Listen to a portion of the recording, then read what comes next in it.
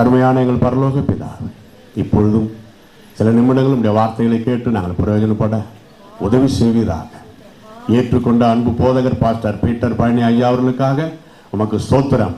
Grace தேவசபை திருச்சபைகள் ஆண்டவரே கிளை சபைகளுக்காகவும் உமக்கு ஸ்தோத்திரம்.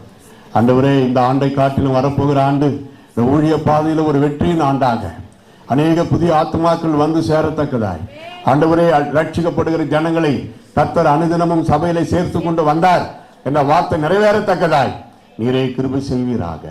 இப்பொழுதும் வார்த்தை சில நிமிடங்கள் நாங்கள் ஜபத்தோடு கேட்டு பிரயோஜனப்பட நீரே கிருபை செய்வீராக. புதிய கன மகிமை எல்லாம் உமக்கே நாங்கள் ஏறெடுக்கிறோம். இயேசுவின் நாமத்தில் ஜெபிக்கிறோம் எங்கள் அருமை பிதாவே. சபையார் எல்லாரும் சத்தமா ஆமென். பிரைஸ் சொல்லலாம். நாம் பல தடவை படித்து படித்து பழக்கமான ஒரு வசனம் 3 யோவான் 1ஆம் அதிகாரம். அது ஒரு அதிகாரம் தான். 2வது வசனம் வாசிக்க கேட்போம். 3 யோவான் 2வது வசனம்.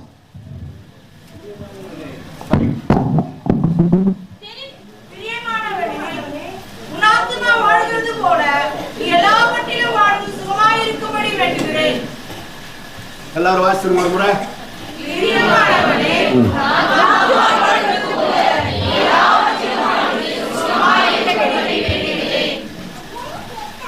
கர்த்தருடைய பிள்ளைகளுக்கு தான் இந்த வார்த்தை எழுதப்படுகிறது. யோவான் சுவிசேஷம், அதாவது இயேசுவின் சீடர்களில் ஒரு பிரசித்தமான ஒரு நல்ல அருமையான ஒரு சீஷர், இயேசுவின் மார்பில் சாய்ந்திருந்தவர் என்று அவரை குறித்து எழுதப்படுகிறது. சுவிசேஷம், நிருபம் 1 யோவான் 2 யோவான் 3 யோவான் கூட இருக்குதா? இருக்குது. எனக்கு தெரியலன்னு நினைக்கூடாது, தெரியும். உங்களுக்கு தெரிஞ்சா இல்லையான்னு கேட்டேன். அப்புறம் யோவான் பத்மு தீவில் இயேசு வெளிப்படுத்தின விசேஷம். இதெல்லாம் அவருடைய இயேசு கிறிஸ்து பூமியில இருந்த பொழுது எழுதப்பட்ட காரியங்கள், வாழ்க்கை வரலாறுனா சுவிசேஷங்கள், அவருடைய மகத்துவங்கள், அற்புதங்கள், உபதேசங்கள். இடையிலே பக்தர்களால் எழுதப்பட்டது நிருபங்கள். கடைசி புத்தகம் வெளிப்படுத்தின விசேஷம் ஒரு சிறப்பு. உயிர்த்தெழுந்த பிறகு இயேசு மறுபடியும் வந்து திவ்ய வாசகனாகி யோவானுக்கு வெளிப்படுத்தின விசேஷம். அதான் பெரிய சிறப்பு.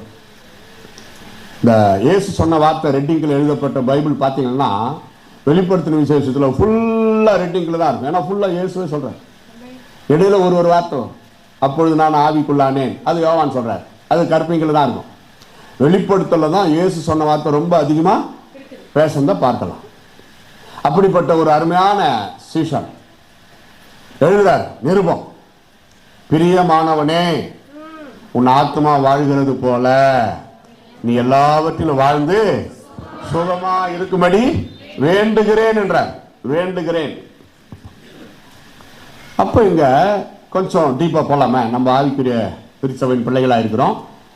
அந்த அடிப்படையெல்லாம் அந்த பேசிக் ஃபண்டமெண்டலை விட்டுட்டு கொஞ்சம் டீப்பாக போனால் உங்களுக்கு ரொம்ப நல்லா இருக்கும், இன்ட்ரெஸ்டாக. இந்த அடிப்படை சாதாரண வந்து கஞ்சி கூழு மாதிரி. கொஞ்சம் போனால் அது சாதாரண சோறு, சாம்பார், காரமாக குழம்பு மாதிரி. பருப்பு சாம்பார் சும்மா தண்ணியாக மிளகா போட்டு கடைஞ்சி சாப்பிட்டா எனக்கு ரொம்ப பிடிக்கும். இன்னொன்று இருக்குது, பிரியாணி. நம்ம தமிழ்நாட்டில் ஒரு வாரம் கூட ஃப்ரிட்ஜில் வச்சுருந்து சூடு பண்ணி சாப்பிடுவாங்க. மற்றவங்களுக்கு கொடுக்கவே மாட்டாங்க. என்னன்னா அது அவ்வளோ டேஸ்ட் தான். அது மாதிரி பிரியாணிக்கு போயிடலாமா? நிறைய பேர் இந்த பிபி சுகர்காரு நான் பிரியாணி சாப்பிடுவேன். ஒன்றும் கிடையாது. அதில் என்ன இருக்குது? எல்லாம் நல்ல பொருள் தான், சாப்பிடுங்க. பிபி சுகர் வராது, நான் பொறுப்பு தரேன், நான் உத்தரவாதம். சோறு, சாம்பார், குழம்பு எல்லாத்தையும் செஞ்சுக்கிட்டு அது பிபி சுகர் வராதா? அதில் போடுறதான் பிரியாணியில் போடுறாங்க. கறி குழம்பு தனியாக செஞ்சு சாப்பிட்றோம், பிரியாணியில் அதுலேயே இருக்குது. இன்னும் நல்லது தானே? ஒன்றும் ஆகாது. ஆனால் கொஞ்சம் லிமிட்டாக போகணும். சூடாக கல்யாணத்தில் போயிட்டு சூடாக பிரியாணி முடிஞ்ச உடனே சில்லுன்னு ஐஸு தூக்கி அடிக்கும். தூக்கி போடு, ஐஸை வாங்காத. இல்லை முதல்ல சாப்பிட்ரு. சீட்டு எல்லாம் ஏன் முதல்ல வைக்கிறான்? ஐஸ் மட்டும் கடைசியில் ஏன் கொடுக்குறான்? சீக்கிரம் சாவுன்னு அர்த்தம். வேற ஒன்று நம்ம மேலே இருக்கிற அன்பா ஒன்றும் கிடையாது. கொட்டவே கூடாது, பிள்ளைகளுக்கும் கொடுக்கக்கூடாது. நான் சொல்லுவேன், சிறு பிள்ளைகளுக்கு ஐஸ் ஐஸ் ஐஸ்ன்னு அழுவாங்களே, இன்னைக்கு ஐஸ் சாப்பிடு வாயில, நாளைக்கு ஐஸ் எல்லாம் மூக்குல வரும். அதோட பயந்துருவாங்க. பாரு அங்கிள் என்ன சொன்னார், கரெக்டாக தான், வானா அதை விட விலை உயர்ந்த எவ்வளோ பொருள் இருக்குது, அதை வாங்கி சாப்பிடலான்னு. நம்ம உடம்பை கெடுத்துக்கூடாது.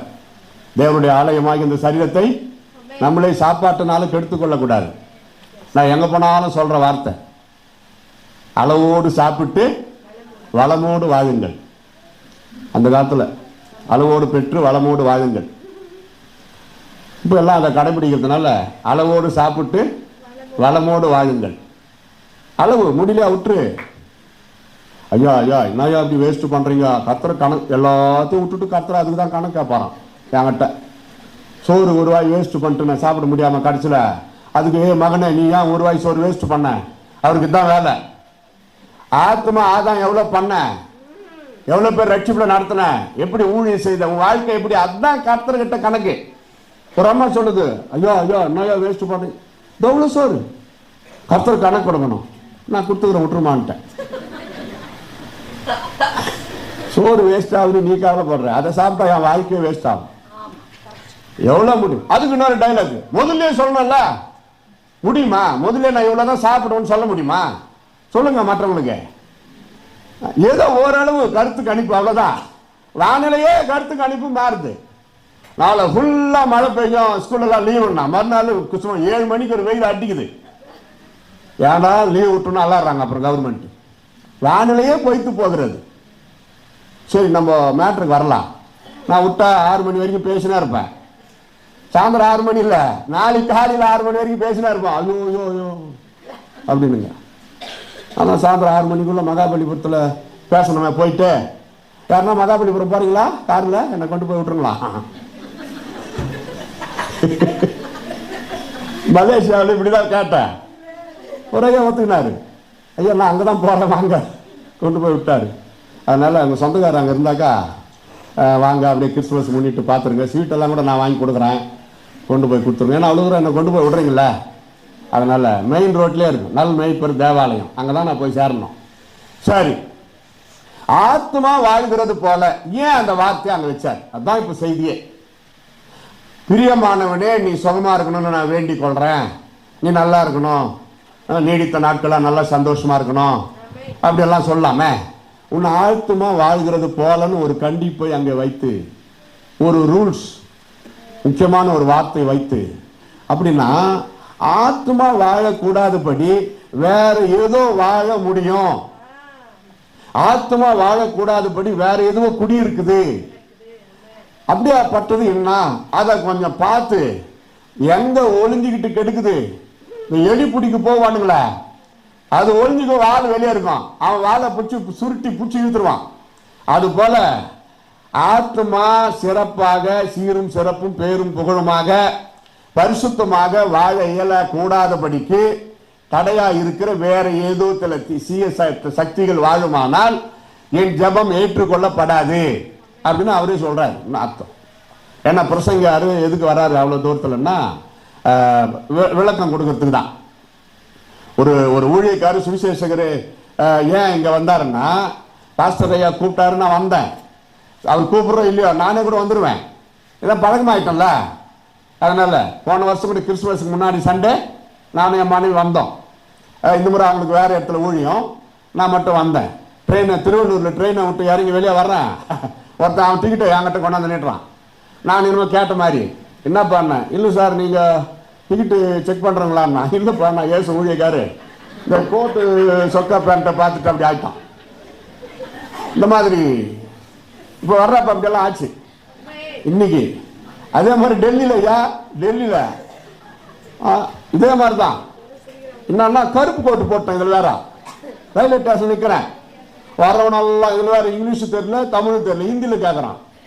இந்த நம்பரு, இந்த ட்ரெயின் எப்போ எங்கே போகுது, எந்த பிளாட்ஃபார்ம்னு என்கிட்ட கேட்டுக்கிறான். நல்ல வேலை உதவி செய்யலான்ட்டு அந்த போர்டு எதிர்க்க நின்ட்டேன். இந்த ட்ரெயின் எப்போ போகுது எப்போ அதுனால ஒரு எழுத்து வருமே, பார்த்துனே இருப்பேன். கொஞ்சம் வெயிட்ன்ட்டு இங்கிலீஷில் வர்றப்ப பார்த்து 4ஆம் நம்பர் பிளாட்ஃபார்முக்கு போ, go to 4th platform. Thank you sir, தன்யவாத் தன்யவாத் தன்யவாத், போ தனியாக போ, தன்யவாத் நீ தனியாக போ அப்படின்னு. எவ்வளோ மதிப்பு மாதிரியா தெரியுமா? 1 மணி நேரம் இந்த டியூட்டி செஞ்சு வந்தேன், சம்பளமெல்லாம் வாங்காமல் இலவச சேவை அப்படிலாம் சில டைமில் சயத்துக்கு ஆண்டவர் அனுமதிக்கிறார். கொஞ்சம் இங்கிலீஷ் தெரிஞ்சிங்கன்னா போதும், உலகத்தையே சுற்றின்னு வந்துடலாம். அங்கே போயிட்டு அவன் பேசுகிற ஹிந்தி உங்களுக்கு புரியாது, நீங்கள் பேசுகிற தமிழ் அவனுக்கு புரியாது. இங்கிலீஷ் ஏதோ ஓரளவு அட்ஜஸ்ட் பண்ணி போகலாம். அதுக்கு தான் நான் சொல்கிறது, ப்ரைவேட்லேயாவது டியூஷனாவது பசங்களை இங்கிலீஷ் ஹிந்தி படிக்க வைங்க. வட இந்தியாவுக்கு போயிட்டு அவங்க ஊழியர் செய்யறதுக்கு வசதியாக இருக்கும். நம்ம ஐயா பீகார் என்றாலே நினைவுக்கு வருவது நம்ம ஆபிரகாம் ஐயா தான். எனக்கு இப்போல்லாம் கைத்தட்டி கத்திர சோத்திரம் பண்ணுங்க, பிரைஸ் எல்லாம். ஏன் தெரியுமா பீகாரை நான் ரொம்ப நேசிக்கிறேன்? நான் அங்கே தான் பிறந்தேன். பீகார் முசாபானி மெயின்ஸ் இப்போ கூட இருக்குது இல்லையா? பீகார் முசாபானி மெயின்ஸ் அங்கே தான் நான் பிறந்தேன். எங்கள் அப்பா அங்கே அந்த பிராஸ், பூமிக்கு அடியில் பிராஸ் எடுப்பாங்க. பல நூறு மைல்கள் உள்ளே போயிட்டு உயிரை பணையம் வச்சு அதெல்லாம் செய்கிறாங்க வேலை. பிராஸ்னா 5 வகையான உலோகம், அதை எடுப்பாங்க. அதை எடுத்து அதை கண்டுபிடிச்சி நம்ம வாங்குகிற பிராஸ்னா பித்தளை, செம்பு இதெல்லாம் அங்கேருந்து எடுக்கிறது தான். கேஜிஎஃப்ல எப்படி கோல்டு, போலார் கோல்டு ஃபீல்டு, அதை மூடிட்டாங்க, தங்கம் கிடைக்கல. இது மட்டும் நடக்குது. அதனால அங்கே எங்கள் அப்பா ஒரு வேலையால் லேபராக போய் அங்கே சேர்ந்தவர் தான். அந்த காலகட்டத்தில் நான் அங்கே பிறந்தேன். அங்கன்னா பூமிக்கு அடியில் நினச்சிடாதீங்க. எங்கள் அப்பா பூமிக்கு அடியில் வேலை செஞ்சார். பிறந்தது அங்கே மெயின்ஸ் ஆஸ்பத்திரியில். பவுல் பொறுக்கிற பூமிக்கு அடியில் பிறந்தாரோம். ஐயோ அங்கே போய் சொல்லக்கூடாது. எங்கண்ணா மகிழ்ச்சி. பிரியமானவனே, முதலாவது உன் ஆத்மா வாழணும். அது வாழக்கூடாதுபடி என்னன்னா பார்த்தீங்கன்னா லூக்கா 7:25 செல்வமாய் வாழ்கிற வாழ்க்கை, அதாவது செல்வமாய் லக்ஸூரியஸ் லைஃப் ஆத்மாவை பாதிக்க வாய்ப்பு உண்டு. செல்வந்தராய் படிங்க அது லூக்கா 7:25. எதை பார்க்க போனீர்கள்? மெல்லிய வஸ்திரம் தரித்த மனுஷரையோ? அலங்கார வஸ்திரம் தரித்து செல்வமாய் வாழ்கிறவர்கள் அரசர் மாளிகையிலே இருக்கிறார்கள். பாத்தீங்களா? அலங்கார வஸ்திரம், அலங்காரம்னாவே அது டேஞ்சரஸ். அலங்காரம், அழகு வேற, அலங்காரம் வேற. அது தெரிஞ்சுக்கணும் முதல்ல. இயேசு அழகானவர். யாரன்னா அங்க ஊர்ல அழகே சொன்னா திட்டக்கூடாது. இயேசு பேர் தான் அது. இயேசு அழகானவர். அதை சேர்த்தா அழகேசான்னு பேர் வச்சாங்க. நிறைய பேர் கிறிஸ்து பேர் தெரியுங்களா? சண்முகன்றோம். இந்து பேர் நினைக்கிறீங்களா? சன், சூரியன், முகம். சூரியனை போன்ற முகம் யாரு? இயேசு. வெளிப்படுத்தல படிச்சீங்களா? சூரியனை போல் அவர் முகம் பிரகாசித்தது. நடராஜன். இயேசு சிலுவை தூக்கிட்டு நடந்து கல்வாரி மலையில நடந்து போனாரு. அவர் வந்து ராஜா, அதான் நடராஜா. இப்படி நிறைய இருக்குது. அவங்கள வந்து குறை சொல்லக்கூடாது. ஜாஸ்மின்னு பேர் வச்சா கிறிஸ்து பொண்ணா, மல்லிகான்னு வச்சா இந்துவான். தமிழே வைங்க, நல்லா தான் இருக்குது. நம்ம நிறைய கிறிஸ்தவர் அல்லாதவர்கள் இயேசு கிட்ட வராத மாதிரி நம்மளே நிறைய பண்ணிட்டோம். கிராமத்தில் போய் நின்றுக்கிட்டு தெருவில் அல்லலியா வருவாங்களா? அக்னி இறங்குது ஒருத்தன் பாக்கெட்ல தண்ணி எடுத்துன்னு ஓடியான்ட்டான். எங்க இறங்குது அவங்களுக்கு தெரியுமா? அக்னி என்றால் நமக்கு தெரியும், அது பரிசுத்த ஆவியை குறிக்கிறது. கிராமத்தில் போயிட்டு பரம எருசலேமே வருவாங்களா? யாருன்னா இங்கேடா வந்து கத்துறானுவான். அங்க போனாவே மாறிடணும். எம்பெருமான் இயேசு உங்களை நேசிக்கிறார் அப்படி சொல்லி பாருங்க, வந்துருவாங்க எல்லாரும். அங்க போயிட்டு ஆவிக்குரிய பாட்டை பாடக்கூடாது. நற்செய்தி பாடல்கள் இப்பதான் நிறைய இருக்குது. அந்த காலத்துல வருவாய் தருணம் இதுவே பாடுவோம். இன்பம் இதே, பேர் இன்பம் இதே, இயேசுவின் நாமம் இனிதான நாமம். அதெல்லாம் இப்ப இருக்கிற வாலிபர்களுக்கு அது பழசாயிடுச்சு. அப்பா என்னப்பா இது பழைய பாட்டு? புதுசு நிறைய இருக்குது. பாவங்கள் போக்கவே சாபங்கள் போக்கவே பூலோகம் வந்தாரையா. ஒரு டான்ஸ் போட்டு ஆடி பாருங்களா, 30 பேர் வந்துருவாங்க. அப்புறம் சுவிசேஷத்தை அறிவிக்கணும். அங்க சொல்லணும் ஏசு சாமி உங்களை நேசிக்கிறாரு. இங்க சர்ச்சில் வந்து சாமி சாமி சாமி சாமி என்ன கூடாது. இது ஆபரேஷன் தியேட்டர். அது வந்து ஃபர்ஸ்ட் எய்டு. கிராமத்துல சுவிசேஷம் அறிவிக்கிறது. தண்ணியை முதல்ல கொடுத்து அவனை காப்பாற்றும். ஜீவ தண்ணீர் ஆகி இயேசு, ஜீவ தண்ணீர். இயேசு என்ன சொன்னார்? என்னிடத்தில் வந்து பானம் பண்ணுங்கள். ஒரு கிராமத்தில் போய் ஜீவ நதியாய் வருவார் அப்படி பாடின. அது கிறிஸ்து பாட்டு கிடையாது. ஐயா நல்லதான் பாடுறீங்க வாத்தியார் பாட்டுன்னு. வாத்தியாரே என்ன சொல்லுங்க, ஜீவன் நதி யாரு சொல்லுங்க, யாருன்னு? இயேசுதான். உங்க வாத்தியாரே இயேசுவை துதிச்சிருக்கிறாரு, நீ கூட இயேசுவை துதி. என்ன டேய், இவன் சொல்றது கரெக்ட் தான்டா, நம்ம வாத்தியாரு துதித்தாரு இயேசுவை, ஜீவன் நதி, அவரே நம்ம துதிக்கலான்றாரு அந்த ஐயா. அல்லே சொல்லுங்க. அப்படித்தான் நயங்காட்டி பயில் காட்டி ஆத்துமாக்களை நம்ம கொண்டு வரணும். எப்படி நம்ம ரட்சிக்கப்படுற வரைக்கும் இயேசு வெயிட் பண்ணாரோ, அது போல மக்கள் ரட்சிக்கப்படுற வரைக்கும் நம்ம வெயிட் பண்ணி அவங்களுக்கு சத்தியத்தை சொல்லணும். நிதானமாய் சொல்லுங்க எல்லாரும். அவனை போய் அடிச்சுட்டு நீ வந்துட்டு அடிப்பதற்கு கர்த்தர் பலன் தந்தா, ஸ்தோத்திரம்.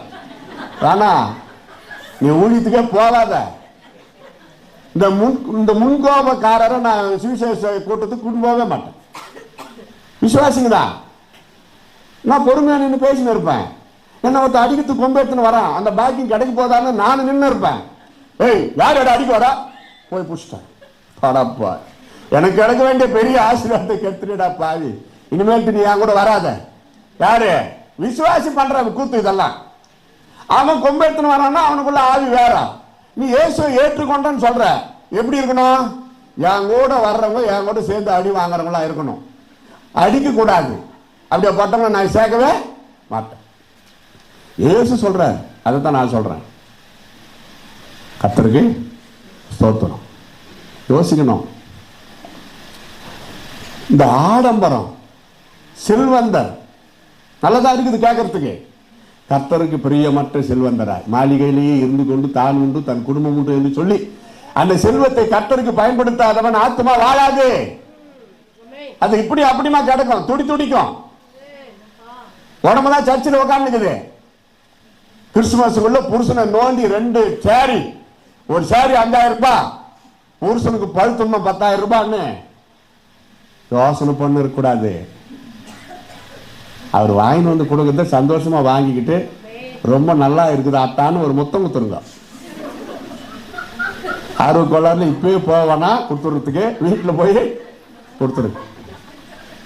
யோசிக்கணும். அதே போல ரொம்ப மட்டமாகவும் இடக்கூடாது. புருஷர்களே இருக்கிறீங்களா? இந்த வெளியே வெளிச்சம் கிளார் அடிக்குதா, புருஷர்களே கண்ணுக்கு தெரிய மாட்டேங்குது. இருக்கிறாங்க.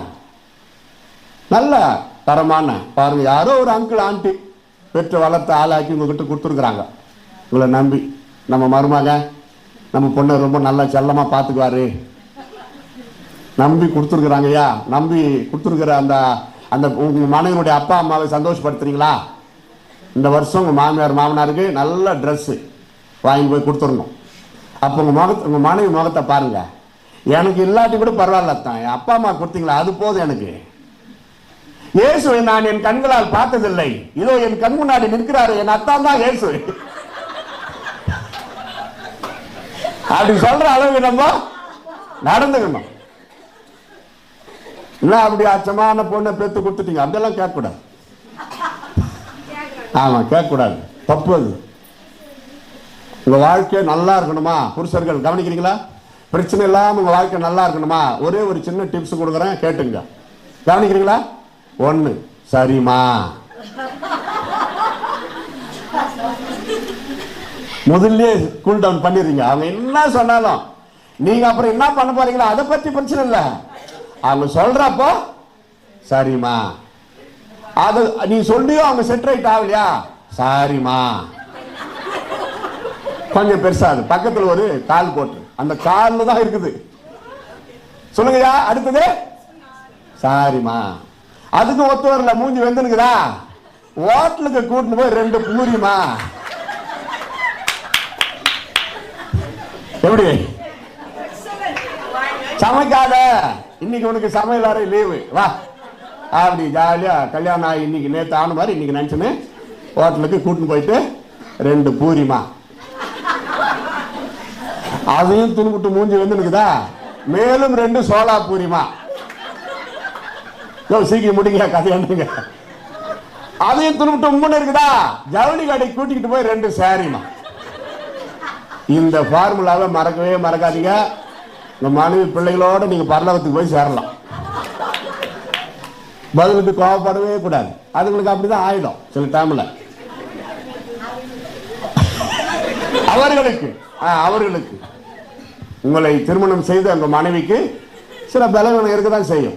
பவுல் எழுதுறாரு, உங்க மனைவி பலவீனம்ன்றாரு. அவர் பாவம், அவர் எவ்வளோ பெண்கள் பக்கம். என் பேரும் பவுல், நான் பேசுறேமா அங்க பக்கமே வந்து நிக்கிறேன் கொஞ்ச நேரம்.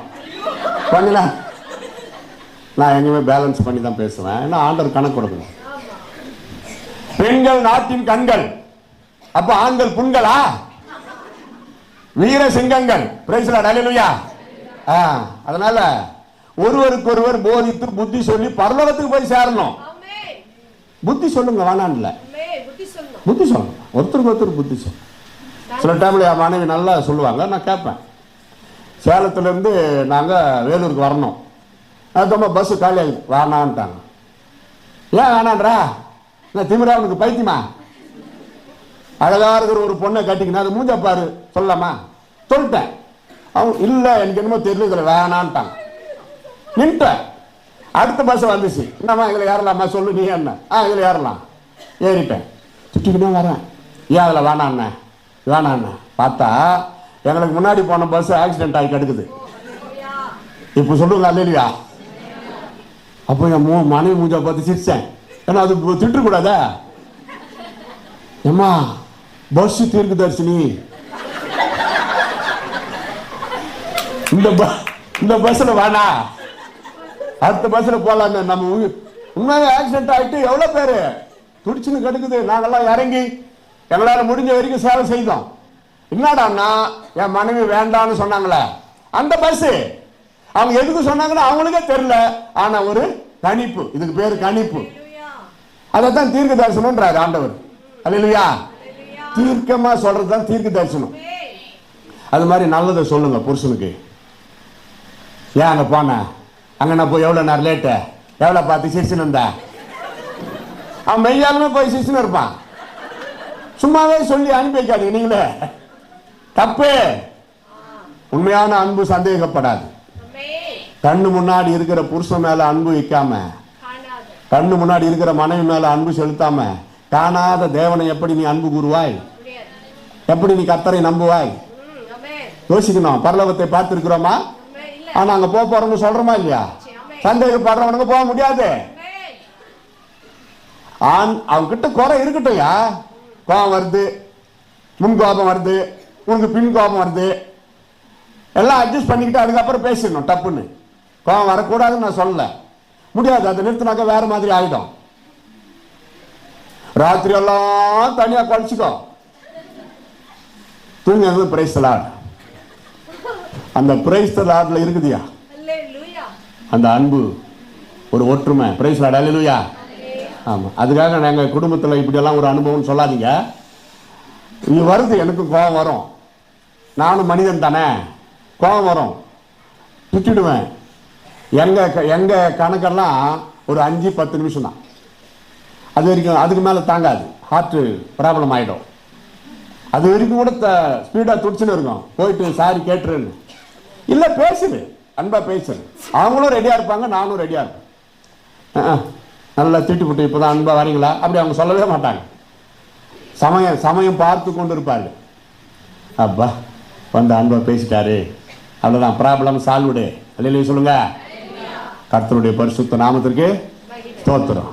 வெளிப்படுத்தல் 18ஆம் அதிகாரம் பார்த்தீங்கன்னா வசனம் நீங்களே கண்டுபிடிச்சிங்க, நான் அது அவசரத்தில் குறிக்கல. வசனம் 18ல் பாபிலோன் ஸ்திரீ செல்வமாய் வாழ்ந்து, அதாவது ஒரு ஏசபேலை போல தீர்க்க தரிசிகளை எல்லாம் விழ பண்ணினவன், தன்னை தீர்க்கதரிசி என்று சொல்லுகிறவன் ஏசபேல் ஆவியை பெற்றுக் கொள்கிறான்.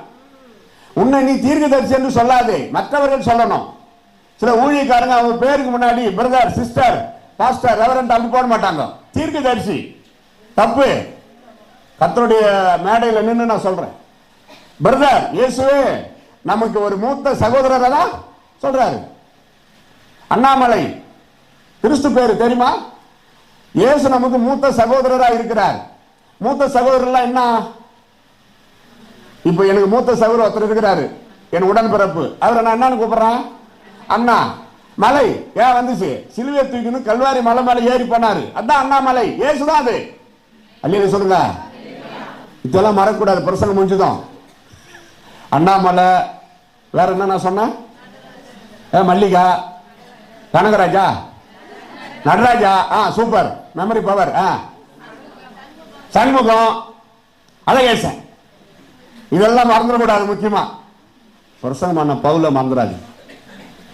நான் பழைய பேர் சொல்லணுமா? வேலாயுதம். பீகார்ல நான் பிறந்தப்போ எங்க அப்பா அம்மா வச்ச பேரு வேலாயுதம். எங்க அப்பா பேரு பாலாஜி, எங்க அம்மா பேரு ஆண்டாள்.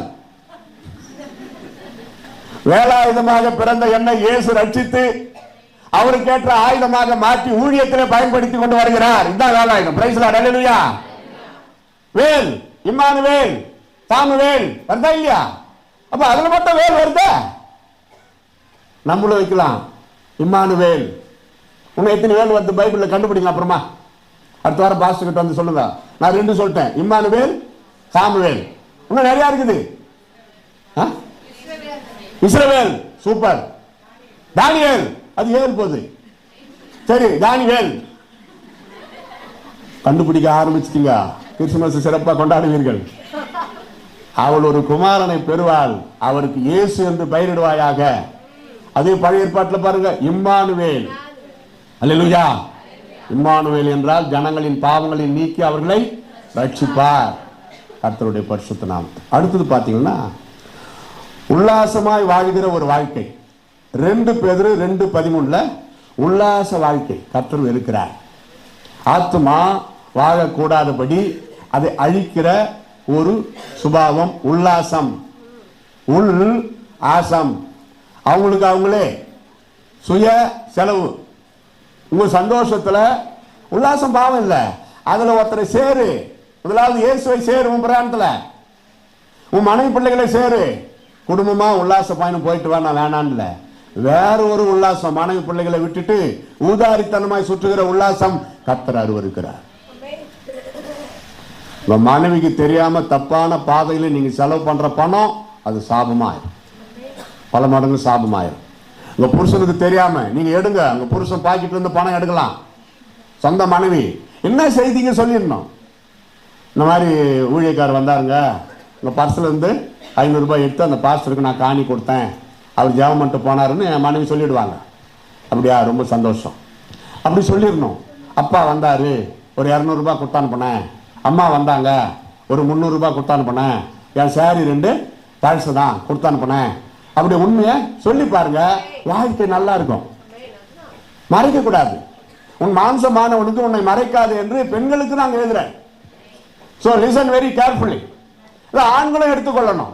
எழுதுனது பெண்களுக்கு, ஆனா நிறைய கம்ப்ளைண்ட் ஆண்கள் மேல. எத்தனை சகோதரிகள் வந்து அழறாங்க தெரியுமா? ஊதாரித்தனமா பணத்தை செலவு பண்றாரு, மனைவி பிள்ளைகளுக்கு கொடுக்கறதே இல்லை, பசியா பட்னியா இருந்தா கூட அவர் கொடுக்க மாட்டாரு, யா ஜெபம் பண்ணுங்கன்றாங்க. எவ்வளவு வேதனை. அட 1000 பற்றாக்குறை இருக்கட்டும், சாப்பாட்டுக்காவது வழி பண்ணிட்டு போனோமா இல்லையா? ஒரு புருஷன் ஊருக்கு போறாருன்னா மனைவிக்கு வேண்டியதெல்லாம் செய்துட்டு போகணும். எத்தனை நாள் கழிச்சு வர போறீங்க, அது வரைக்கும் மனைவி கையில பணம் கொடுத்துடணும். வச்சுக்கோ தாரா. இப்ப நான் பாருங்க, புத்தாண்டு 1ஆம் தேதி மதியத்துக்கு மேல தான் நான் போய் சேர போறேன் வீட்டுல. அது வரைக்கும் என் மனைவி கிட்ட இன்னும் அதிகமா கொடுத்துட்டு வந்தேன், செலவுக்கு வச்சுக்கோன்னு. என் மனைவிக்கு ரொம்ப பிடிக்கும் பட்டாணி, உப்பு கடலை வாங்கி கொடுத்துட்டு வந்துக்கிறேன். நான் வர்ற வரைக்கும் சாப்பிட்டது. Simple things but very important. மனைவிக்கு பிடிச்சமானது வாங்கி கொடுங்க ஐயா. வேற என்ன கேட்டாங்க அவங்க? டீயோ காசு கேட்கறாங்க, வாங்கி கொடுங்க. டிவி பித்தம், டிவி டிவி வாங்கி கொடுக்க சொன்னா கூட வாங்கி கொடுங்க. வேணா, நீ குடிக்கிற அது பித்தம் இல்லையா? யோசிக்கணும், வாங்கி கொடுக்கணும். நல்ல செலவு பண்ணணும் மனைவிக்காக. கல்யாணம் ஆகிறதுக்கு முன்னாடி திருட்டுத்தனமா அப்பா அம்மா, உங்க அப்பா அம்மாவுக்கு தெரியாம எவ்வளவு கொடுத்துக்கிறா? கல்யாணம் ஆகிறதுக்கு முன்னாடி யாருக்கும் சொல்றாரு, ஆனா அதுதான் தப்பு. இப்ப தப்பு இல்லை, சொந்த மனைவிக்கு செலவு பண்றது தப்பு இல்லை. ஜவுளி கடைக்கு போவாங்க, நான் கூட போக மாட்டேன். முன்னாடி ஒரு ஸ்டூல் போட்டு உக்காந்துருவேன். என்ன வேணுமோ வாங்கிக்கணும், வந்து பில்லை கொடு, நாங்கள் கட்டிட்டு நம்ம ஊருக்கு போகலான்றவேன். வீட்டுக்கு போய் சேரலாம். அது கூட யாரும் திரும்பி கடையெல்லாம் எத்தனை சாரியா பார்க்கறது நம்மளுக்கு முடியாது. உனக்கு என்ன வேணுமோ வாங்கிடுவா, நான் இங்கே இருக்கிறேன். அந்த அந்த கடை மேனேஜர் கிட்ட சுவிசேஷம் சொல்லணும் இருப்பேன். அப்படியே பேசிக்கிட்டு ரிலாக்ஸாக இருப்பேன். அவங்க எல்லாம் வாங்கிட்டு வந்ததும் ஒன்றும் கண்டு இது எவ்வளோ காஸ்ட்லி, ஐயோ ஐயோ என்ன நீ கேட்கவே மாட்டேன். பைசா கட்டிட்டு எப்படி பிடிச்சிருக்குதா, எப்படி சந்தோஷமா, சரி ஹோட்டலுக்கு போகலாமா, அங்கே போயிட்டு இதைத்தான் நீ சாப்பிட்ணும், சொல்லி இருக்கக்கூடாது. அவங்க ஹோட்டலுக்கு கூட்டிட்டு போனல, அவங்க என்ன சாப்பிட்றாங்களோ விடு. அவங்க என்ன கிச்சனுக்குள்ள போய் எல்லாத்தையும் திரும்பிட்டு வந்துட்டு போறாங்க. யோசிக்கணும். எல்லாருக்குமே புரிஞ்சுங்க, என்ன சப்ஜெக்ட் எடுத்தாலும் அந்த குடும்பத்தை நான் கொண்டாடுறேன். பிரைஸ் லார்ட், ஹல்லேலூயா. ஏன்னா தேவன் உண்டாக்கினது குடும்பம். ஒரு குடும்பம் பரிசுத்தமா இருந்தா சபையே பரிசுத்தம். கர்த்தருடைய சமூகத்துல ஆத்மா உருப்படியா இருந்தா ஆத்மா வாழ்கிறது போல எல்லாவற்றிலும் இந்த அலைந்து திரிகிற ஆத்மாவா இருக்கக்கூடாது. இந்த கேஜி கண்டிக்கு பக்கத்துல ஒரு சர்ச்சு கூப்பிட்டாரு, ஒரு பாவம் ஒரு பாஸ்டர் அழறாரு. என்ன தெரியுங்களா, அவர் சர்ச்சில் ஒரு விசுவாசி. ஏதோ அவரு கொஞ்சம் பாட்டு திறமை ஜபம் எல்லாம் இருந்திருக்குது. எவ்வளோ நல்லா சர்ச்சில் தூணா இருந்திருக்கணும், நல்ல சாட்சியா. சர்ச்சு எண்டரா மாறு, அதே சர்ச்சில் எண்டரா மாறு. யாரு வேணான்னாங்க, இல்லை ஆண்டவர் என்ன தனியாக போய் செய்ய சொல்றாரு பாஸ்டர். பாஸ்டரே பிரதிஷ்டை பண்ணி ஒரு ஃபங்க்ஷன் வச்சு ஸ்தோத்திர ஜபம் வச்சு அந்த கிராமத்தில் ஒரு சர்ச்சு உண்டாக்கி அங்கேருந்து இங்கே வர ஆத்மாக்களை அங்கே போக சொல்லுவார. திருட்டுத்தனமா பாஸ்டருக்கு சொல்லாம கலாட்டா பண்ணி பிரச்சனையை உண்டாக்கிட்டு ஒரு 20 பேரை கூட்டின்னு போயிட்டு இருக்கிறான் அந்த லூசு. பாஸ்டர் பட்ட பாடுகள், ஒவ்வொரு நெற்றி வேர்வை, ஜபம் அவனுக்கு சாபம். நீ போனதை பத்தி பேசல, நீ முறைப்படி போகல. அந்த பையனை கூப்பிடுங்க பாஸ்டர்னு. டே பவுல் மலரடியில் வராறா, நீ சர்ச்சு நடத்துக்க தனியா, பரவாயில்ல 20 பேரை கொண்டு போயிட்ட, நான் மன்னிச்சுட்டேன் நடத்துக்கோ. ஆனா பவுலையா வராரு, உன்னை பார்க்கணும்னு விரும்புறாரு, வா. நான் பயன்ட்டு வரவே இல்லை, நான் இந்த மாதிரி தான் திட்டு போறேன்னு. அவன் வரவே இல்லை. இப்போ ஒரு காலத்துல 99 ஆட்டை விட்டுட்டு ஒரு ஆட்டை தேடி போனாரு மேய்ப்பர். ஏன்னா 99 ஆடுகளை நம்பினாரு. ஆனா இப்போ ஒரு ஆடு 20 ஆத்மாவை கூட்டிக்கிட்டு போயிட்டா பரவாயில்ல, இறக்கிறத பாதுகாக்க வேண்டியதா இருக்குது. அதாவது உங்களை அந்த மாதிரி நீங்க ஆயிடாதீங்கன்ற. உங்களுக்கு வரும் கிருபை கர்த்தர் நிறைய கொடுத்தாரா, சபையில பயன்படுத்து. பிரைஸ் லார்ட், ஹல்லேலூயா. பாஸ்டரோடு சேர்ந்து தோளோடு தோள் கொடுத்து உதவி போதகரா இரு. உன்னை நம்பி நீ இந்த வாரம் இந்த தேதி 2 நாள் நீ பேசு, இடையில 2 வாரம் அம்மா பேசிட்டோம், நான் வரத்துக்கு 1 மாசம் ஆகும் சொல்லிட்டு போவாரு. அதே சொல்லுங்க. திருட்டுத்தனமா போனா ஆத்மாக்களை ஆதாயப்படுத்தவே முடியாது. ஆண்டவர் என்ன சொல்லுவாரு, நீ ஒரு திருடன், உன்னை நம்பி எப்படி நான் ஆத்மாக்களை கொடுப்பேன், போ அங்க போய் ஒப்புரவாகுன்னு. நீ திருடிக்கிட்டு வந்த ஆடுகளை கொண்டு போய் அங்க வீடு முதல்ல நீ அங்கே இரு, அடங்கி இரு. அடங்கி இருக்கிறதுல தான் ஆசீர்வாதம். அல்ல சொல்லுங்க. ஐயா அந்த சர்ச்சு நிரம்பி, இந்த மேடையெல்லாம் நிரம்பி வெளியவெல்லாம் நிரம்பினா கூட போயிடாதீங்க. பாஸ்டரோட சேர்ந்து ஊழியத்துக்கு போங்க, அதான் நல்லா இருக்கும், சமாதானமா இருக்கும். மனைவியா தான் இருக்கணும், புருஷனா மாறக்கூடாது. அதான் உங்களுக்கு அழகு. புருஷனா தான் இருக்கணும், மனைவியா மாறிடக்கூடாது. ஆம்பளை பசங்களை பெத்து போட்டு அம்மு அம்மு கூப்பிட்டு தொலைக்காத, அவன் பொம்பளையா மாறிடுவான். அப்பன்னு கூப்பிடு பரவாயில்ல, பெண்ணே. அழகான ஆண் குழந்தை பெத்து போட்டு அவனுக்கு பொம்பளை பேரை வச்சு கூப்பிடாதீங்கம்மா. இப்ப நிறைய ஹார்மோன்ஸ் மாறி போகுது. யோசனை பண்ணுங்க. அதே மாதிரி பெண் பிள்ளைய பெத்து போட்டு டேய் சண்முகா, டேய் நைனா வானா பையனா மாறிவிடும், பொம்பேத்தன் வந்து அடிக்கும். பெண் பிள்ளைய பெண்ணாவே வளர்த்து ஒருத்தங்கிட்ட கொடுங்க, ரெஜிஸ்டர் தபால்.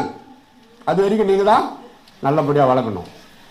சிறு குழந்தை முதல் நகைச்சுவையா இருக்கும், அதுல ஆலோசனை இருக்கும்.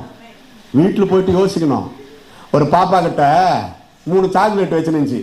பாப்பா ஒரு சாக்லேட்டு குடுறாருன்னு, நான் சின்ன குழந்தைங்கள வாடா போடா நம்ம தமிழ்நாட்டில் கூப்பிடுறது வழக்கம். அது கொடுத்துருச்சு ஒன்று.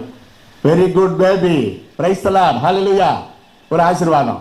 அதுக்கு ஒரு கிஃப்ட் ஒரு 50 ரூபாய் போதும், அந்த வயசுக்கு அவ்வளோ கொடுத்துட்டு ஜாம் பண்ணிட்டு வந்துட்டேன். இன்னொரு இடத்துக்கு போனேன், 3 சாக்லேட் அதுவும் வச்சுருந்துச்சு.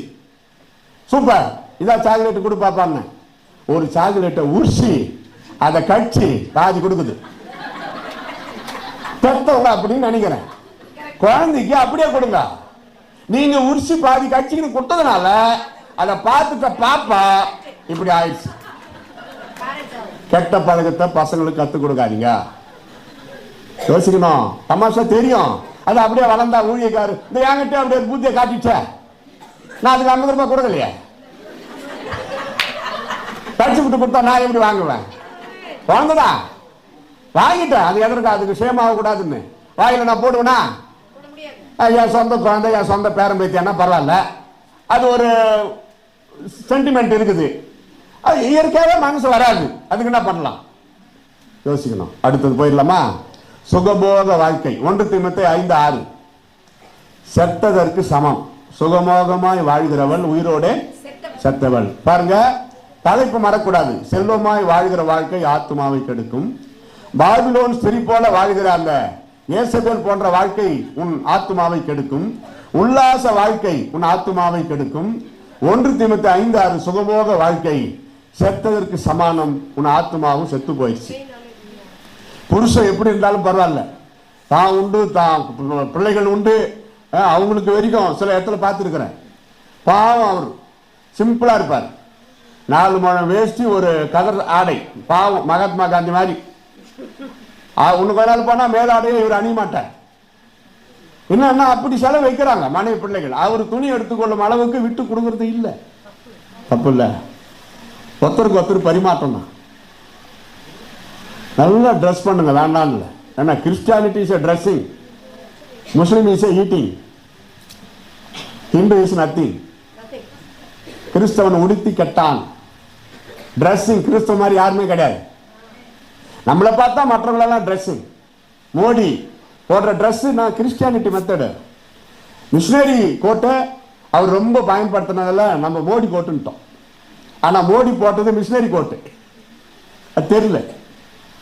ட்ரெஸ்ஸிங் முஸ்லீம் பாருங்க, சிம்பிளா ஒரு லுங்கி போதும் அவருக்கு. பாய் அரே ஹல்லா தலைமையில கொல்லா, ஒரு லுங்கி போதும். ஆனா ஈட்டிங் நீங்க ஒரு முஸ்லீம் வீட்டுக்கு போய் பாருங்க, நல்லா சிறப்பா கவனிச்சு அனுப்புவாங்க. பிரியாணி சோறை விட அந்த மட்டன் தான் நிறையா இருக்கும். எங்கள் ஆர்கேபேட்டில் ஹைஸ்கூலுக்கு எதிர்க்க ஒரு கிராமமே இருக்குது, முஸ்லீம் காலனி. ஃப்ரெண்டு இருப்பாங்க, வா ஃப்ரெண்டு, நல்லா இன்னைக்கு அவங்க பண்டிகை பேர் பக்ரீத் ரம்ஜான் எல்லாம் சொல்லுவாங்க. போவோம், நல்லா சிறப்பாக கவனித்து அனுப்புவாங்க. நாங்கள் ஜெபம் பண்ணிட்டு வருவோம். யாராக இருந்தாலும் ஜெபம் பண்ணிட்டு தான் வரும், அது இல்லையா? ஆமாம், இந்து சாமியார் வீட்டில் சாப்பிட்டா கூட அங்கேருந்து புறப்பட்டு வர்றப்போ ஜெபம் பண்ணிட்டு தான். அதான் நம்ம செய்யணும். பாருங்க, சுகபோக வாழ்க்கை வாழக்கூடாது. இருக்கிறத கொடு, கர்த்தருக்கு கொடு. உங்களுடைய தேவாலயத்தில் உங்களுடைய காணிக்கை, தசமபாக காணிக்கை கொடுக்கிறீர்களா? உங்களுடைய சொந்த ஸ்தல சபையில கொடுத்துட்டு மீதி இருக்கிறதுல நீங்க ஆடம்பரம் அல்ல, டாம்பிகமும் அல்ல, சுகபோகமான வாழ்க்கையும் அல்ல, ஆனால் வசதியான வாழ்க்கை வாழலாம். அதை சொல்லுங்க. கர்த்தர் அதை அனுமதிக்கிறார். ஃப்ரிட்ஜ் வேணும், கர்த்தர் திட்டமாட்டார். நல்ல ஒரு ஃப்ரிட்ஜ் வாங்கிக்கோ, ஒன்று போதும். ஒரு வீட்டில் இருக்கிறது 4 பேர், 4 ஃப்ரிட்ஜ் வேணுமா? ஒரு வீட்டில் இருக்கிறது 4 பேர், 4 டிவி வேணுமா? ஒரு வீட்டில் இருக்கிறது ஒரு தாத்தா ஒரு பாட்டி, பசங்களே கிடையாது அவங்களுக்கு, பேர பிள்ளைகள் ஏது, பிள்ளைகளே கிடையாது, ஒரு தாத்தா பாட்டி. என்ன குழந்தை பாக்கி இல்லை. 4 அடுக்கு மாடி, மொத்தம் கணக்கு போட்டு பார்த்தாக்கா 20 டாய்லெட்டு 20 பாத்ரூமு. இருக்கிறது 2 பேர், 20 டாய்லெட்டு 20 பாத்ரூமு. எப்படி தெரியல? எதுக்கு அவ்வளோண்டு?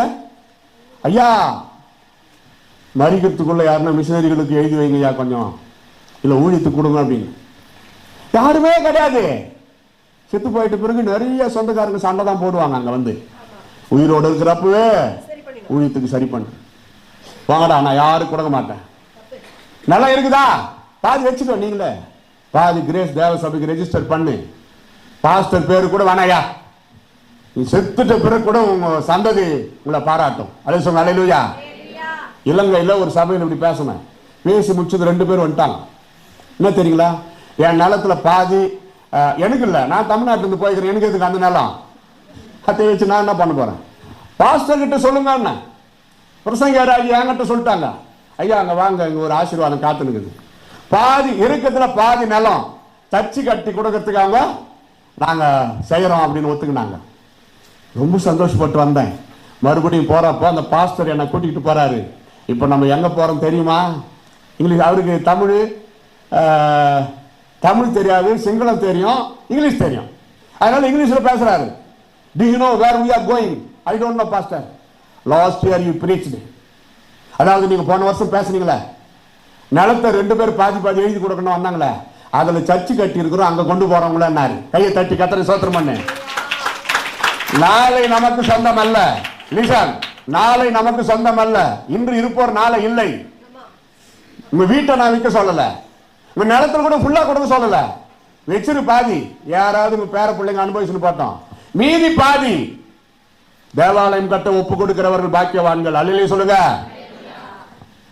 நீங்க எவ்வளவு அங்க ஒப்பு கொடுக்குறீங்களோ கோடி மடங்கு பரலோகத்தில் உங்களுக்கு பில்டிங் இருக்குதாங்க. அல்லேலூயா. கர்த்தருக்காக கிறிஸ்துவ நான் வந்து நான் எவ்வளவு சம்பாதிச்சேன், எவ்வளவு சேர்த்து வச்சேன்றது முக்கியம் இல்லை. எதை இழந்தேன்? என் நிலத்தில் பாதியை நான் கர்த்தருக்காக இழந்தேன். அது இழப்பு அல்ல, அது வரவு. எப்படி? பரலோகத்தில் அதற்கு பலன் உண்டு. கொடுக்கப்பட்ட நேரம் முடிந்து விட்டது. முடிக்க மனமின்றி முடிக்கிறேன். ஆனாலும் இது கிரேஸ் தேவ சபை, கொஞ்சம் கிரேஸ் டைம் தருவார்னு நினைக்கிறேன். ஒரு 5 நிமிஷத்துக்குள்ள நான் முடிச்சிடுறேன். புது ஊழியக்காரர் வந்தால் ஒரு 5 நிமிஷம் லேட் ஆகும். நீங்க யாரும் அது முறுமுறு கூடாது, முடிச்சிடலாம். பாருங்க, எசேக்கியேல் 7:13. அக்கிரம வாழ்க்கை, தேவனை விட்டு விலகுகிற வாழ்க்கை, அக்கிரம வாழ்க்கை, அதில் இருக்கிறவர்கள் ஆத்துமா வாழ்வதற்கு தங்களை ஒப்பு கொடுக்கவில்லை என்று அர்த்தம். எசேக்கியேல் 7:13. சுயசித்தம், தேவனை விட்டு விலகுகிற வாழ்க்கை, அதான் அக்கிரமம். நான் என்ன அப்படி பெரிய அக்கிரமம் பண்ணிட்டேன்றீங்களா? சில டைம்ல அது ஒன்றும் பெரிய இது இல்லை. கிரமம் தவறினாலே அக்கிரமம். 5 மணிக்கு வழக்கம் போல் எழுதி ஜெபிக்கிற சகோதரி, புருஷனை பார்க்காம நிறைய பேர் இருக்கிறாங்க. புருஷனை நல்லா தூங்க வச்சுட்டு மனைவி ஜெபிக்கிறவங்க இருக்கிறாங்க. பாராட்டுக்கள், ஃபர்ஸ்ட் கிளாஸ், வாழ்த்துக்கள். நீ ஜெபித்து கொண்டு இருந்த 5 மணி என்ன ஆச்சு? அப்புறம் 6 மணி ஆயிடுச்சே. அப்புறம் கிரமம் தவறினாலே அக்கிரமம். வயசு ஆக ஆக அந்த 5 6 ஆனா அது அக்கிரமம் அல்ல. ஆண்டவர் பார்க்கிறார். எனக்கு 67 வயசு ஆகுது. நான் 6 மணிக்கு தான் எழுந்துக்க முடியும்னா 6 மணிக்கு தான் நான் எழுந்துக்க முடியும். நைட்டில் 12 மணிக்கு படுத்தா 6 மணிக்கு எழுந்துக்கிறது கிளவர். 12 மணிக்கு படுக்கிறவங்க 6 மணிக்கு எழுந்துக்கிற 67 வயசானவங்க கிளவர். 12க்கு மேலே ஆயிப்போகுது, ஆனால் 6 மணிக்கு எழுந்துக்கிறேன். அப்போ கிளவர் தானே. 8:30 மணிக்கு தூங்குது எருமாடு மாதிரி. நைட்டு காலையில் 8:30 மணிக்கு எழுந்துக்கிறதுங்க. பிறந்த புரோஜனம் இல்லைன்றான். இயேசு சொன்னாரு, அவன் பிறவாது இருந்தால், அதைத்தான் நான் சொல்றேன். 8 to 8 12 மணி நேரம். ஐயோ ஐயோ, அது ஜென்மம். என்ன ஜென்மம் இது? தேவையா? வீட்டிலே தரித்திரம் குடியிருக்கும். மூதேவி என்று சொல்லுகிறார்களே, ஆமா, அது குடியிருக்கும். பாம்பு வந்து படுத்துக் கொள்ளும். பாம்பு ஏன் வருகிறது? அங்க எலிகள் நிறைய இருக்கிறது, பாம்பு வருகிறது. அப்ப எலிகள் நிறைய இருக்குது, பாம்பு வருது. வீடே பாழா போயிடும். சோம்பேறியே, எவ்வளவு நேரம் நீ படுத்துக் கொண்டு கிடப்பாய்? கதவு கீழ் முனையில ஆடுகிறது போல சோம்பேறி படுக்கையில ஆடிக்கொண்டு கிடக்கிறான். யோசித்து பாருங்க. காலையில் எழுந்துக்கிறதுக்கு செல்போன்ல அலாரம் வைக்கிற. அலாரம் வச்ச பிறகு செல்போனை தான் நான் பார்த்துக்கிறேன். நீ எதுக்கு அலாரம் வச்ச? ஜபம் பண்றதுக்கு தானே வச்ச, பைபிள் படிக்கிறதுக்கு தானே. யாரும் டிஸ்டர்ப் இல்லாத காலங்காத்தால படிக்கலாம். ஒரு 10 அதிகாரம் படி படி படி படி. ஆம்னி பயிர் சூடு யார்ட்டும் படி. 1 மணி நேரம் 10 அதிகாரமும் படிச்சு முடிச்சுட்டு ஒரு 1/2 மணி நேரம் முட்டி போட்டு ஜபம் பண்ணி பாருங்களேன். ஒன்னா உங்களை அடிக்க வந்தா கூட பல்ட்டி வச்சுன்னு அங்க போய் விடுவான். ரட்சிக்கப்பட்ட புதுசு வேலூர் சாரதி மாளிகை ஆண்டா ரட்சிக்கப்பட்ட ஆரம்ப காலம். கொஞ்சம் பைத்திய மாதிரியை கட் பண்ணு. பைத்தியமே தான் கிறிஸ்துவுக்கு. இயேசு என்னோடு இருக்கிறார், கர்த்தர் நல்லவர், அவர் கிருபை என்றென்றும் உள்ளது, அப்படியெல்லாம் சொல்லிக்கிட்டே போய் இந்த ரோடை கிராஸ் பண்ணி 2 பேரும் ஒரு மோட்டார் சைக்கிளில் ஃபுல் ஸ்பீடில் வந்து என் மேலே மோதி பல்ட்டி அடிச்சு விழுந்து எழுந்துவா. அப்புறம் எழுந்து என்கிட்ட ஓடிடுறாங்க. சார் உங்க மேலே தானே மோதனா? ஆமாம். ஆமாம், நீங்கள் விழலையே. ஏன்னா எனக்கு தெரியலண்ணா. நான் விழலண்ணா. உனக்குண்ணா நீ விழுந்த வண்டி எடுத்துன்னு போ. நான் விழல, இயேசு என்னோடு இருக்கிறார். அதுக்கப்புறம் நான் உஷாராயிட்டேன். நான் அதுக்கப்புறம் சோதிக்கூடாது, ஜாகிரதையா பார்த்து போனோம். அது மாதிரி ஆண்டவர் சில டைம்ல அற்புதம் செய்வார். தெரியாமல் மாட்டிக்கொண்டா செய்வார். ஐடிஐ எலக்ட்ரிஷியன் படிக்கிற அந்த காலகட்டத்தில் பவுல் கார்பெண்டர் செக்ஷனில் ஒரு டியூப் லைட் ஏரியில் அதை போய் அட்டன் பண்ணினார். இன்ஸ்பெக்டர்னு பேர், டீச்சருக்கு பதில். நான் போனேன். கார்பெண்டர் செக்ஷன் என்னது? நல்லா ஒரு இரும்பு கட்டைங்களை இழைக்கிற இரும்பு, அது மேலே ஏறி நின்று செருப்பெல்லாம் கிளாஸில் வெளியே கைட்டு வச்சுட்டு வரணும். ஏன்னா அந்த வயரெல்லாம் பிடிச்சி எல்லாத்தையும் அது பண்ணி இது பண்ணி அப்படியே சரி இது பண்ணுகிறேன். உரிக்கணே கையிலே ஜான்சன் ஒருத்தன் என் கூட படிக்கிறான், ஐடி எலக்ட்ரிஷியன், 2nd இயர். ஏய் பவுல, நீ பைபிள் எடுத்துக்கணும் ஊர் ஊராக போய் பிரசங்கம் பண்ணதாண்டா தெரியும். நான் அப்பெல்லாம் போவேன் லீவில் படிச்சுக்கிட்டே. அதனால் இதை நீ ஏறி வைக்க முடியாது, இறங்கடான்ட்டான். இறங்கிட்டேன். எப்பா சொல்லிட்டேன், நீ போய் பார்த்துக்க. அவன் யாருன்னா அந்த வயரை தொட்டா அங்கே போய் விழுந்தான். நானும் உஷாராயிட்டேன். ஏய் பவுல, நீ கூட அந்த வயரை முறுக்கி நின்றே, உனக்கே அடிக்கல. ஏசு என்னோடு இருக்கிறார். சரி பவுல, நான் அப்படியெல்லாம் உன்னை கேட்ட தப்பு, நீயே பாருன்னா. நான் பார்க்க மாட்டேன். நான் உனக்கு ஷாக் அடிச்சுச்ச. நீ என்ன சொன்ன, பைபிள் எடுத்துட்டு ஊர் ஊரா சுத்தத்துக்கு பிரசங்கம் பண்றதுக்கு தான்டா நீ லாக்கின்னு. அதையே நான் செய்யறேன்பா. அப்படியே தான் ஆகிப்போச்சு. நான் படிச்சதுக்கும் நான் செய்யறதுக்கும் சம்பந்தமே இல்லை. யாரு என்ன சொல்றாங்களோ அப்படி நம்மளுக்கு நடக்கும். பார்த்து சொன்னா கவுரு எடுத்துன்னு தூக்கு போட்டு போய் சாவாண்டா, எப்பா பாரு அவனே அப்படிதான் சத்தான். நீ சொல்லுகிறபடியே உனக்கு ஆக கடவுள். நம்ம வாயிலிருந்து புறப்படுகிற வார்த்தை எதிரிகளுக்கு கூட அப்படி யூஸ் பண்ணவே கூடாது. கிறிஸ்துவன் அப்படி பேசலாமா? ஆத்மாக்கள் ரட்சிக்கப்படுறதுக்கு ஜெபம் பண்றவங்க சாவை பத்தி பேசலாமா? அதுவும் தற்கொலை தூக்கு போட்டுக்கணும் தொங்கனாதான் திருப்தியா? அது தேவையா? புத்தியினமாய் பேசுகிறதை நாம் பார்க்கிறோம். உன் நாவை காத்துக்கொள் மகனே, மகளே, உன் நாவை காத்துக்கொள். ஒரு இடத்துல ஊழியத்தில் பாஸ்டர்ஸுக்கு மத்தியில் ஒரு பிரசங்கம் பண்ணேன். எனக்கு இப்போ கல்யாணம் ஆகிறதுக்கு முன்னாடியே பாஸ்டர்ஸுங்களுக்கு நான் பிரசங்கம் பண்ணியிருக்கிறேன். கல்யாணம் பண்ணி வச்சிருக்கிறேன். கல்யாணத்தில் பிரசங்கம் பண்ணியிருக்கிறேன். எப்போ? என் கல்யாணத்துக்கு முன்னாடியே. ஆண்டவர் செய்கிறார் அற்புதம். ஊழியம் செய்கிறவங்க பாஸ்டர்ஸுங்க மனைவி அடிக்கூடாது, கர்த்தருங்களை பயன்படுத்த மாட்டார். எனக்கு ஒரே பாணியில் நான் பேசிட்டு நான் இறங்கிட்டேன். அடுத்த செக்ஷன் வேற ஒரு பாஸ்டர் பேசுறாரு. நான் உட்காந்து கேட்குறேன், ஏன் நீ அடி வாங்குற? சகோதரிகளுக்கு உன் வாய் ஒழுங்கா இருந்தா நீ அடி வாங்குவியா? அவர் கேட்குறாரு. பேலன்ஸ் பண்றாரு. அடிச்சுட்டாரு இவனெல்லாம் ஒரு ஊழியக்காரனா அதெல்லாம் சொல்றதுக்கு தான் ரெடியா இருக்குது வாய். அவரை அடிக்க வச்சது யாரு? அவரு. நான் சொல்ல, ஏன் தியாலஜிகள் அடிக்காது, அவ்வளவுதான். பெண்கள் பக்கம் நான் சொல்றதுல அந்த விஷயத்துல அவரு லீவ் பண்றாரு. உன் வாயால தானே நீ அடி வாங்குற, அப்ப நீ வாயை வச்சுன்னு அமைதியாரு. அப்ப மனுஷனை ஏன் நீ மிருகமாக்குற? சாட்சியை கெடுக்கிறது நீ தானேன்ற. பேலன்ஸ் பண்ணிட்டீங்க. யார் ரொம்ப சந்தோஷம். நானே கூட்டம் முடிஞ்சுதான். யோசிக்கணும். கோபப்படவும் கூடாது, மற்றவங்களுக்கு கோபம் மூட்டவும் கூடாது. என்ன சொன்னா புருஷனுக்கு டர்ன்னு ஏறும் கோபம். தெரிஞ்சு வச்சுக்கிட்டு கம்பெனி இருக்கணுமே தவிர நம்ம அதை பிராக்டிக்கலா கொண்டு வரக்கூடாது. என்ன சொன்னா நம்மள ஒன்றும் நேசிப்பார். அந்த ட்ராக்ல வா. என்ன அந்த காலத்து டைலாக் கேள்விப்பட்டுக்கிறீங்களா? சுவாமி, நந்தவனம் போகலாமா? தேவா, அத்தான்.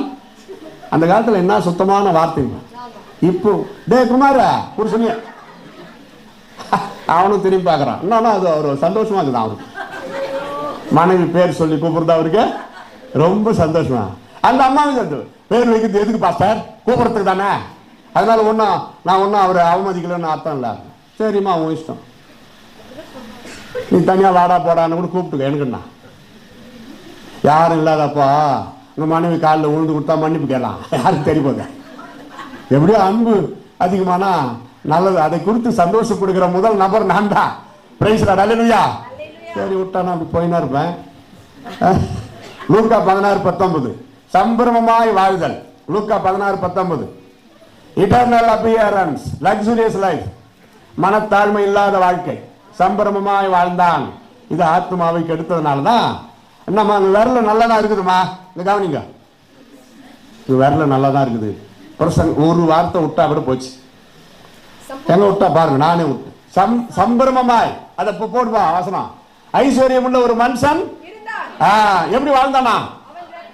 ரத்தம் ட்ரெஸ் பாத்தீங்களா? Luxurious life.